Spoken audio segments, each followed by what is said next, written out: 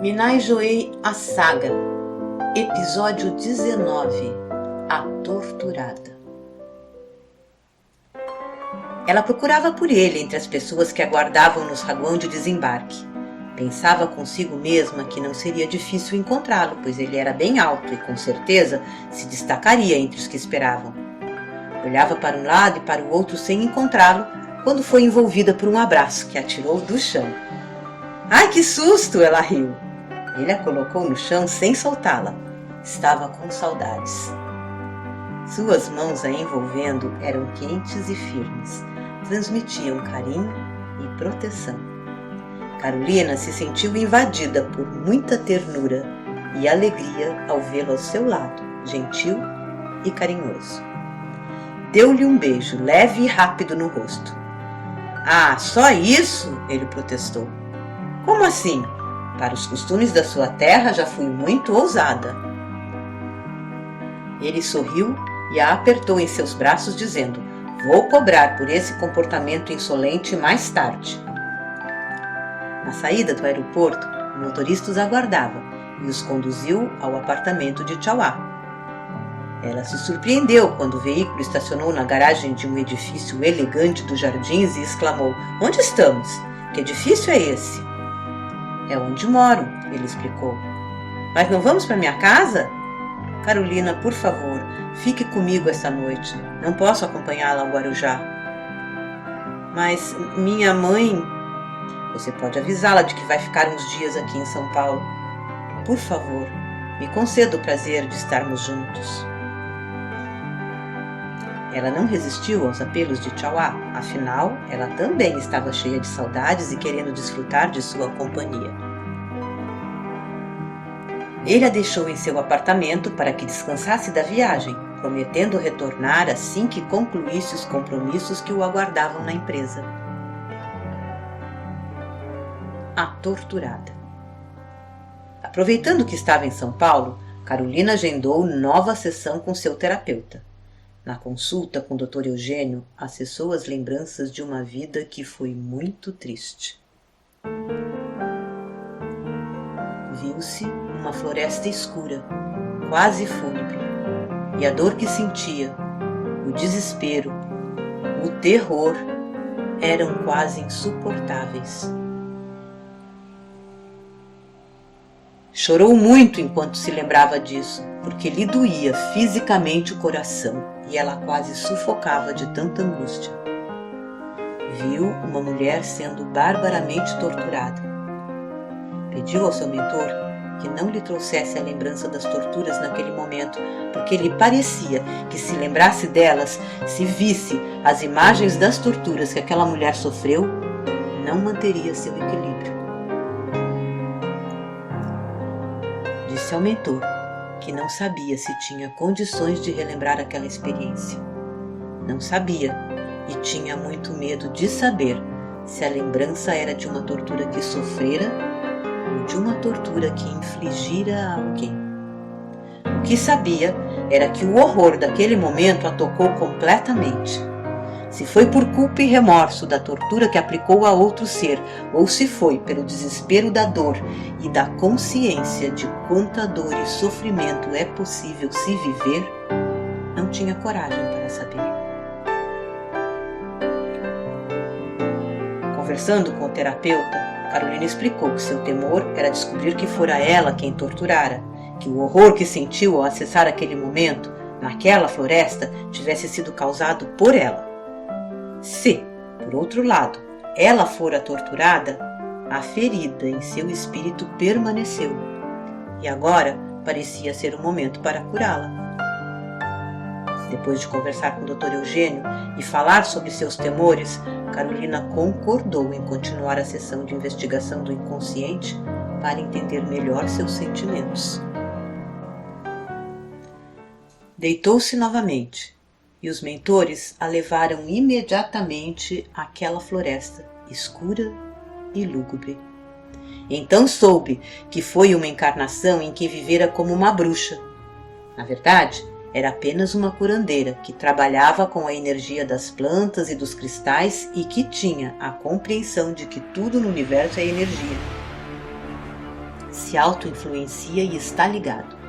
Mas isso, naquela época, era mal visto e entendido como bruxaria e coisa do demônio. Era ela quem estava sendo torturada. Novamente pediu que não lhe mostrassem as torturas que sofreu, que ela recordasse apenas do sentimento para poder tratar as cicatrizes daquela vida. Foi muita dor física e emocional que ela viveu naquela floresta. Viu a casa em que foi torturada. Era a sua casa, no meio da floresta, escondida de quase tudo, onde trabalhava com suas ervas e poções. Ela curava as pessoas e também usava a energia das pedras que encontrava para potencializar os remédios que criava. Viu que quem a denunciou e acompanhou toda a sua tortura até a morte foi aquele a quem amou com toda a força de seu coração e acreditou que a amasse também. Mas ele entendia que o que ela fazia era bruxaria e que estava tomada por espíritos malignos. Ele a denunciou para que fosse curada e exorcizada do mal. Levou os especialistas, os inquisidores, até sua casa e acompanhou todo o processo. Em nenhum momento atendeu aos seus apelos por misericórdia. Ele realmente acreditava que ela estava tomada por forças malignas e queria libertá-la daquele mal. Tão pungente quanto a dor da tortura física que lhe aplicavam era a dor de ver que aquele que mais amava era indiferente ao seu sofrimento. Sentiu-se profundamente só e abandonada. Não havia ninguém a quem apelar, ninguém a quem contar a sua dor, ninguém que se solidarizasse com seu sofrimento. Por muito tempo, entre os gritos de dor e desespero, viu o olhar de seu amado a encarando, sem nenhuma compaixão, quase com raiva. Agora Carolina entendia que o sentimento dele era para com o mal que ele pensava estar nela. Mas naquela ocasião, sentiu como se ele a odiasse profundamente.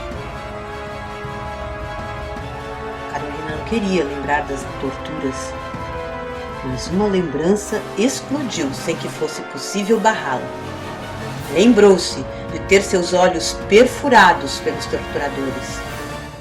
Que eles acreditavam que seu olhar era enfeitiçador, que através dele ela encantava e seduzia. Foi muito tempo, muitas horas durante as quais foi torturada, até que seu corpo não resistisse e a morte lhe trouxesse algum alívio. Viu o caixão, coberto de margaridas. Foi uma imagem que a incomodou. Ela não gostava de margaridas, mas gostava menos ainda da imagem daquele caixão coberto com as margaridas que ficou ali, na frente da sua casa, naquela floresta, não sabia há quanto tempo. Lembrou que seu espírito olhava de cima e só pensava: eu não gosto de margaridas, não as quero ali. Pensava e se incomodava com a hipocrisia de cobrirem de flores o caixão daquela que fora torturada por eles. Depois, não sabia quanto tempo depois, um anjo azul apareceu e a envolveu em suas asas e em sua luz. Ela também assumiu a cor azul e, conduzida por ele, subiram em direção ao céu. À medida que subiam, sua cor e a cor de suas vestes foi clareando, até que se tornassem brancas. Ela estava tomada por um torpor e se deixou conduzir tranquilamente. Foi levada a um hospital nas esferas espirituais, mas quando a instalaram num leito, acordou daquele torpor e começou a gritar desesperadamente. Ela se agitava e debatia, revivendo as torturas, toda a dor e desespero daquelas horas que pareciam nunca terminar. Ficou tão agitada que aqueles que a tratavam optaram por a deixar inconsciente para que pudesse receber os primeiros socorros e então ter condições de iniciar o tratamento necessário. Carolina viu que havia uma equipe que a tratava com energias. Era uma sala toda verde e todos se vestiam dessa cor também. A energia que utilizavam para o tratamento era de uma luz igualmente verde. Embora quase tudo naquele ambiente fosse verde, não era um ambiente monótono. Eram diferentes tons de verde, com uma luminosidade que não conhecemos aqui no ambiente material. Somente as paredes daquela sala eram brancas, mas também luminosas. Depois do tratamento emergencial, ela adormeceu e assim ficou por muito tempo. No início do tratamento, passou a maior parte do tempo adormecida, porque ao acordar sempre voltava aos momentos de desespero e dor. Aos poucos foi ficando mais equilibrada, permanecendo mais tempo acordada. Então, percebeu que seu corpo espiritual estava muito deformado. A dor que sofrera, física e emocional, havia atingido a tessitura espiritual de seu ser. Precisou de muito tratamento, muito amor e dedicação daqueles que a atendiam para restaurar seu corpo espiritual. Pouco a pouco foi se recuperando e então pôde sair do ambiente hospitalar. Ainda permanecia em tratamento, mas agora estava num lugar que era como uma casa de repouso. Ficava muitas horas sentada num banco todo branco. Ela também vestia uma túnica toda branca e esvoaçante e se sentava num jardim cheio de rosas brancas. As rosas quase cobriam o banco em que se sentava. E havia também seres lindos, parecendo uma mistura de fada e luz, brilhantes de uma luz branca cintilante. Esses seres voavam ao seu redor e ela sentia que suas energias a curavam mais e mais. Esse foi seu tratamento até que pudesse retornar às encarnações.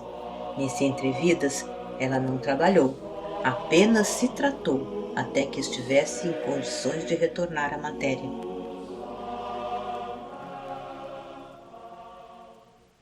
Carolina constatou que houve 2 encarnações diferentes em que seu corpo espiritual foi danificado. Compreendeu que uma lesão no corpo espiritual provavelmente só acontece como consequência de uma situação muito grave, uma dor muito grande, um acontecimento muito drástico. No seu caso, a primeira vez foi na encarnação da Lemúria, quando se consumiu recordando e pensando repetidamente sobre a traição sofrida. Orgulho e amor ferido foram as tônicas. Sentiu-se traída pelo grande amor de todas as suas vidas e ficou, por muito e muito tempo, só pensando nisso. Tanto se debruçou sobre essa dor, que acabou criando sérias lesões em seu corpo espiritual. A segunda vez em que a tessitura de seu corpo espiritual se danificou foi através dessa tortura. A dor e o terror que viveu marcaram sua energia. Percebeu, nessa recordação do entrevidas, que seu corpo espiritual reproduzia as feridas do corpo material. Não conseguia fazer a maioria dos movimentos comuns num corpo. Não conseguia se manter em pé. Por isso, recebeu muito tratamento e ficou um longo tempo na casa de repouso. Uma triste percepção que Carolina teve ao acessar essas memórias foi a de que, no coração de Joey, a dor da suposta traição que ela lhe infligira naquela vida medieval e as lembranças dos tempos em que ela se entregara às sombras marcaram sua conduta e julgamentos nessa encarnação. As dores, as dúvidas e mágoas que ambos acumulavam ao longo de suas experiências na matéria marcavam seus comportamentos e influenciavam suas atitudes, decisões e julgamentos. Embora o amor que sentiam não diminuísse, a cada novo encontro acrescentavam mágoas e ressentimentos entre eles.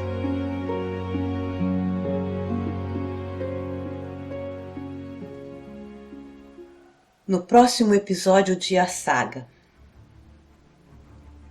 Covarde, traidora, as palavras ecoavam em sua mente, gravavam-se em sua alma. Era ela, Essa covarde, que ao ver suas irmãs sendo conduzidas pelos soldados, escondera-se na mata e nada fizera em seu auxílio. Era ela a traidora? Eles haviam afirmado que sim. Mas como? Quando? Por que tivera comportamento tão desprezível? Cansada de correr na escuridão daquela noite tenebrosa, ferida e atormentada, Sofia deixou-se cair na relva e chorou, desesperadamente. Chorou quase a noite toda, sentindo dor e medo, desprezo por si mesma, culpa. Por fim, exausta e atormentada, acabou dormindo ali mesmo, na mata, deitada sobre um colchão de folhas secas. Secas, como ela se sentia, seca, sem vida.